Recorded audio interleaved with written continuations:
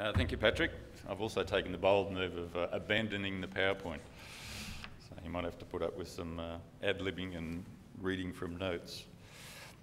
I like, in getting the thinking straight on these things, to use the now, where, how construct.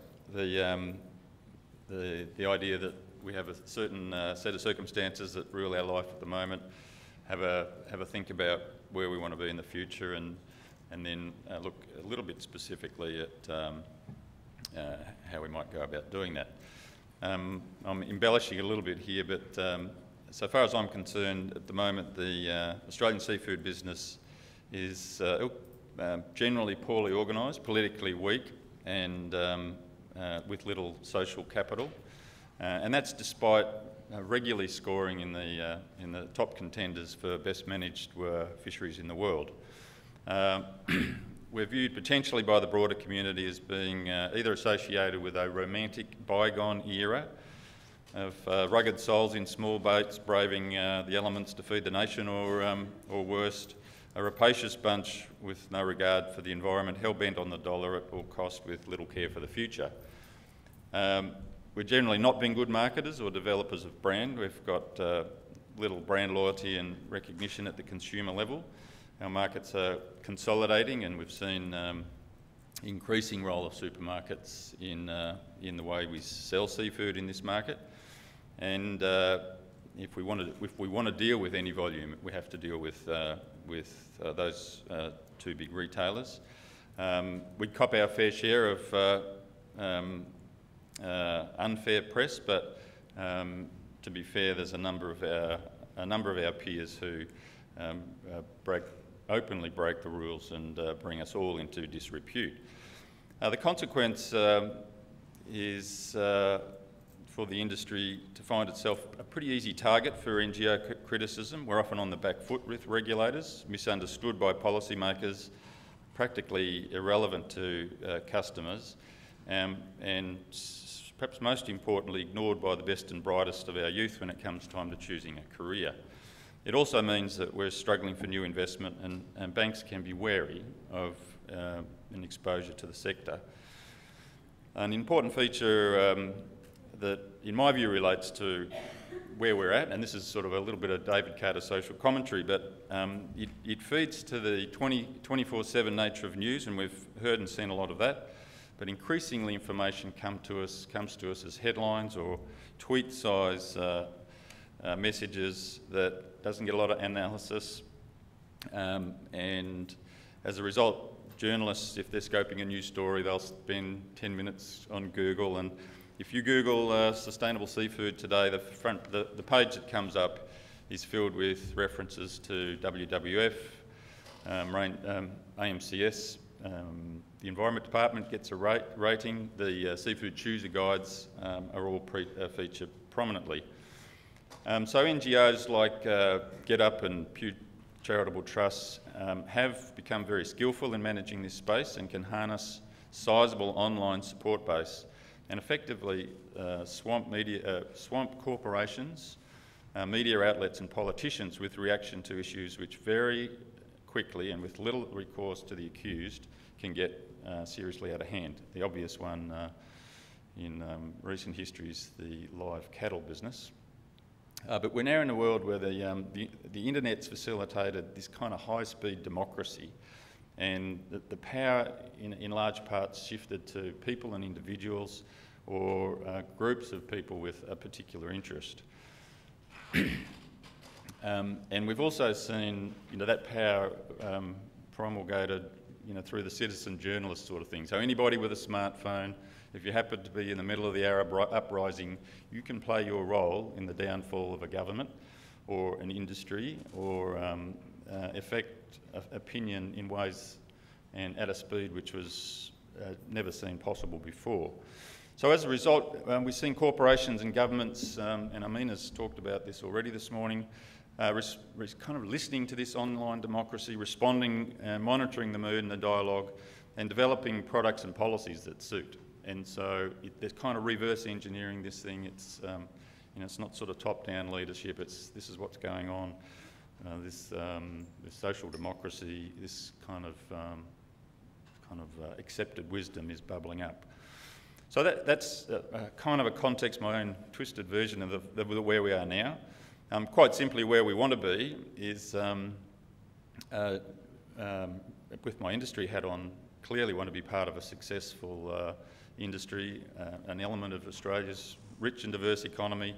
We want to be running our fisheries based on best science, and we want to have professionals delivering innovative, high-value products to a throng of loyal and supportive, well-informed customers. A lovely utopian thought, but dream and beautiful things happen.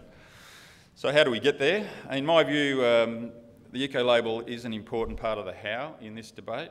It enables us to reach consumers and voters, and it kind of comes to this question of trust.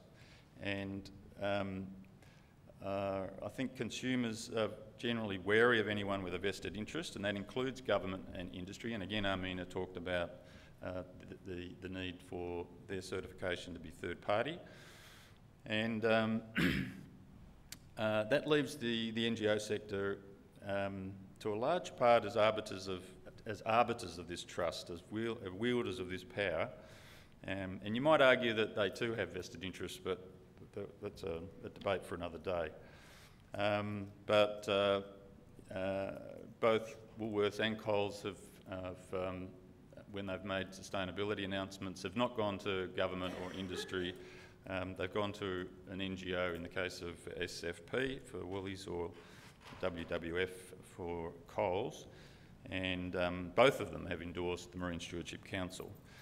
And Australia's not at all unique. In fact, Australia's quite late to this party. So what is an eco-label? Simply, it's a market mechanism. I know when I was first presented with the concept of an eco-label, I just thought, wow, you know, this is my life's work come to an end. My training as a fisherman, my early training as a scientist, and then subsequent role in marketing, and just to tie those two together, it just made a lot of sense to me. It's the idea that you can use the carrot rather than the stick, and marry the market with best practice. What makes an effective eco-label? Well, clearly the value of the sustainability claim is really important. That's supported by science, and that's rigorous and defensible. It needs recognition in as many markets as possible, and it does need the support of mainstream NGOs, and its power can be dissipated in areas where there's a lot of disagreement. So why an eco-label?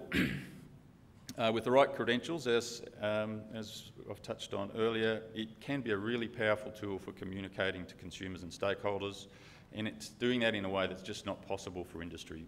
We just don't have enough money to go and make that kind of impact. Much more powerful to have a third party speak on our behalf. With the backing of a credible eco-label, we have a trusted and transparent system for proving best practice performance and getting rewarded for that with better prices for our products. As Austral Fisheries, we've had a long-term commitment to the Marine Stewardship Council. The standard is currently, I think, the best game in town. It's been around for 14 years or so. It's covering 9 million tonnes of production. It's certified 131 fisheries. There's another 140 in the pipe. And we currently hold a certificate for our Heard Island icefish fishery. In the next week or two, we'll announce the Heard Island toothfish fishery to be certified. And in the next several months, both the Northern Prawn fishery and the Macquarie Island toothfish fishery will join the MSC Certified Fisheries Club.